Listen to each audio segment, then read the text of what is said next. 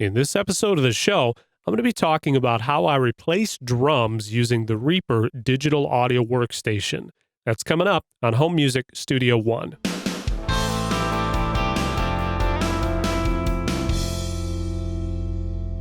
All right. Hey guys, Dave Maxey here. Welcome back to the show.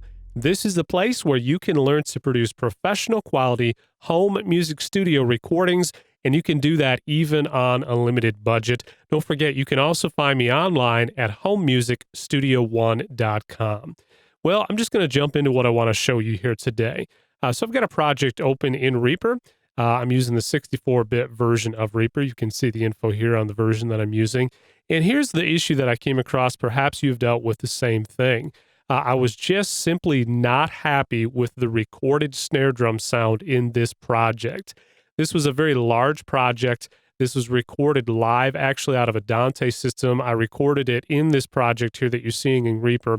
And I'm now at the point where I'm trying to remix here what we've got with the original tracks. And at the very last minute of this project, the drummer actually changed snare drums. And of course, I'm in the back of the house, unable to go make any tweaks or anything like that on microphones.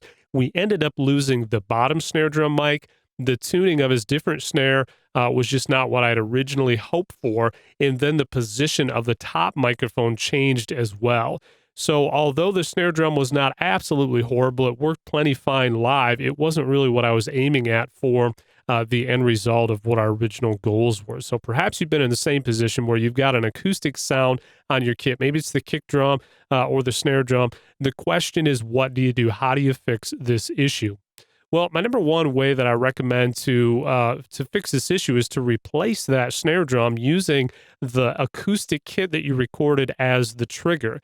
And the simplest way to do that is actually using a program called, this is a virtual plugin here, virtual instrument called Addictive Trigger from Excellent Audio. I highly recommend taking a look at this plugin if you've had this issue. It is an excellent drum replacement tool. And I highly, highly recommend it. However, obviously, there's a little bit of cost involved. For those of you that might find this something that you're interested in, there's a link at the bottom of this video, and you can get the exclusive Home Music Studio One discount just by checking that link out. You're not going to find this price anywhere else.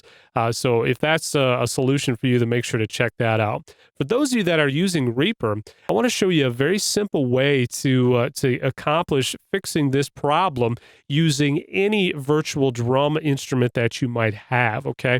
So those of you that have been around Home Music Studio One for a while know that I am a fan of any of the Addictive or the Excellent Audio products, but specifically Addictive drums.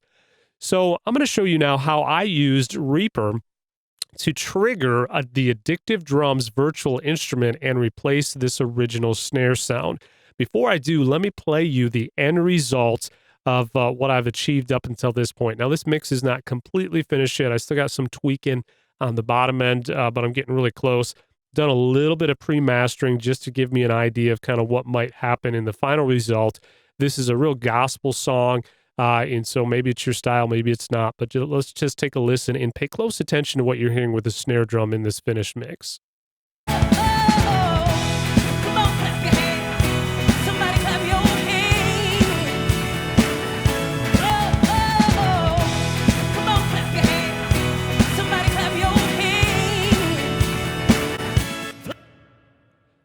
Okay, so that kind of gives you an idea of what we're working with. Now, that's what we had with the end result. Let me let you hear the original drum set. We'll kind of zoom in here. Let me solo out just a couple things so we can work on this a little bit. I'm going to solo out the bass drum bus, and so you're going to hear the bass guitar in there as well, so we kind of hear what's happening in our bottom end. And then I'm also going to solo out the reverb that I'm using on the drum kit. So let's take a listen to this.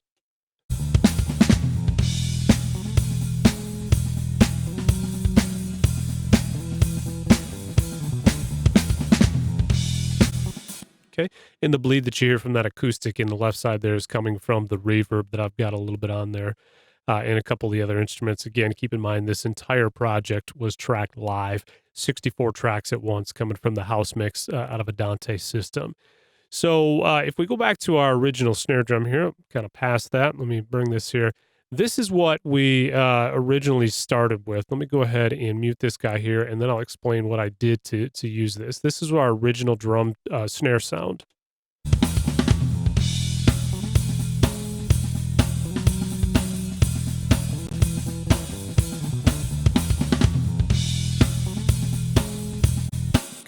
Not a terrible snare drum sound. I mean, I definitely could have used it had I wanted. Let me show you now what we have once again in the end result of what I was able to achieve.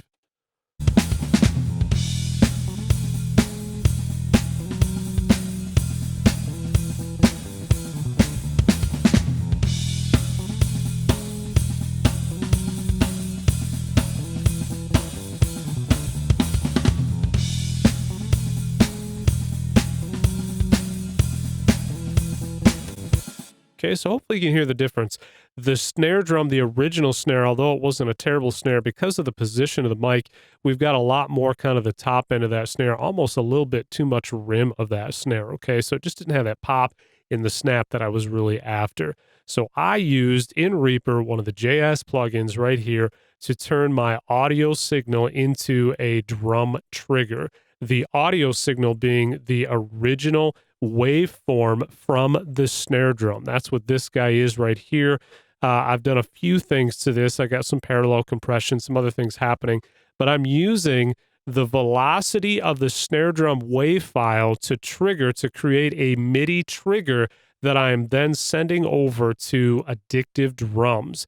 And so the snare drum that you're hearing when I enable that is actually this snare. I've got the DW, one of the DW snares, literally coming right out of Addictive drums too.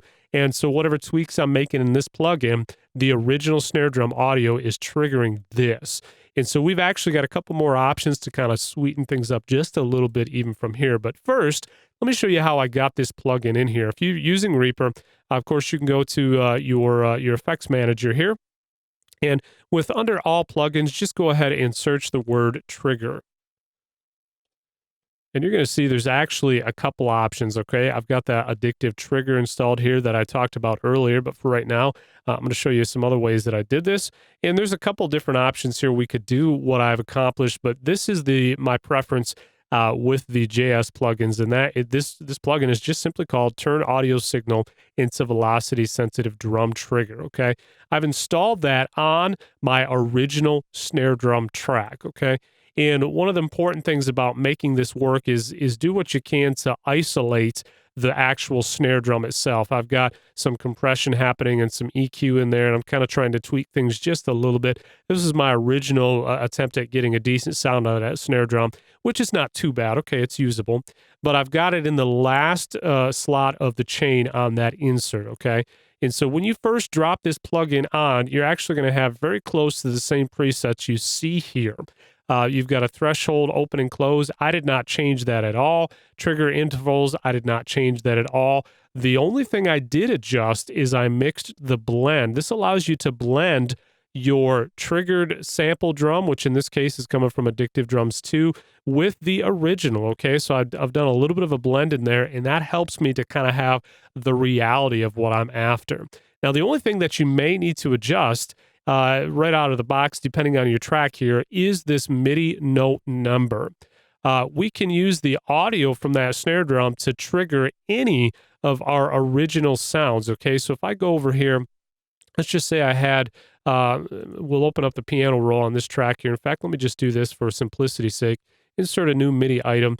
If I were using this Addictive drums, okay, and I had a MIDI track in here, I could open up the piano roll, and then whatever I trigger over here would trigger different sounds. Okay, we can hear that.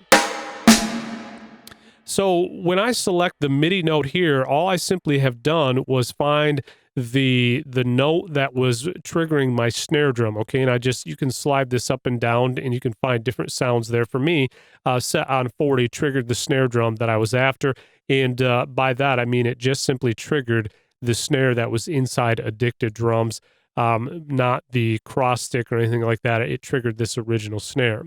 All I've done to do that is simply create a new track with a new virtual instrument. I used just the master out from Addictive drums. Okay, I'm just using the default setup here. I'm not using the multiple track output options that we have. And by inserting a new track, this is what then allows me to go into my routing and simply send a signal from my original snare drum to this now new virtual instrument. You can see that here in the sends, all right? And so I've got this snare 1, which is my original snare, going to my new virtual instrument in the form of audio, and then I'm actually returning that back to the original snare aux mix, which is what this guy is up here. That's not really a big deal, but bottom line, we've got our original snare here, sending that signal to a new track that has my virtual drum instrument on it. You can do this with any virtual drum instrument. Okay, it doesn't, maybe you're using session drum or you're not using addictive drums, whatever it is, it will work in this case. You simply go in there, drop this plugin on there, make sure the MIDI note is triggering your snare drum, and then when we play back, let's see what we can hear, the difference between kind of our blended signal versus our original. Let's take another listen here. In fact, let me see if I can get this up to where we originally looped this section. Okay, so let's take a listen then. What I'm going to do is just play around with the different sounds so you can hear what it would sound like if we were 100% wet, which is essentially triggering only our virtual instrument versus the original sound. Let's take a listen.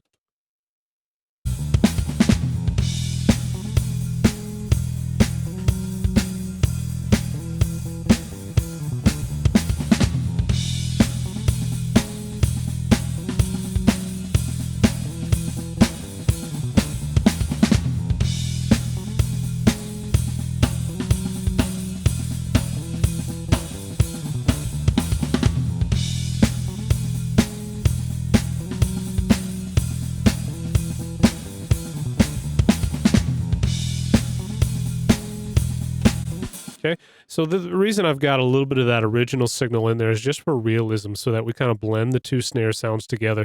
And I'm actually pretty happy with the snare result that I'm getting in the end. Okay, so this is definitely one way that you can use one of the default plugins within Reaper to trigger any virtual drum instrument you might have and use it to replace any audio that you've had issues with. Okay, and really all this is picking up is the velocity and the manner in which the original snare was played is going to trigger then my virtual instrument and allowing me to tweak whatever I want to do. If I want to change the EQ on that snare, if I want to use the room mic, which I'm doing here, I've got a little bit of the overheads and a little bit of the room mic in my virtual instrument. I've got some EQ happening on that snare. I can do that in my virtual instrument and tweak that to where I've got a nice little blend happening in my mix. But at the end of the day, I've replaced my virtual instrument. Okay, really cool functionality with Reaper. Hopefully this is some guys that might be interested to you. Let me know in the comments below. If you've yet to click subscribe and you're watching this on YouTube, make sure to do that. And then lastly, if you haven't joined us in my free affordable home recording tips newsletter, I want to invite you to do that right now. You can click the link directly on this video. If you're watching this on mobile, just go ahead and click the eye icon in the upper right of your screen. And just as a thank you from me to you for joining that free home recording tips newsletter, I want to get a free ebook out to you called Understanding Compression in the Home Music Studio. And so that answers one of the very popular questions that I often get. Super helpful to you, just as a thank you from me to you. Again, make sure to click on the link below this video to join my free affordable home recording tips newsletter. And with that, until next time, this is Dave Maxey with HomeMusicStudio1.com.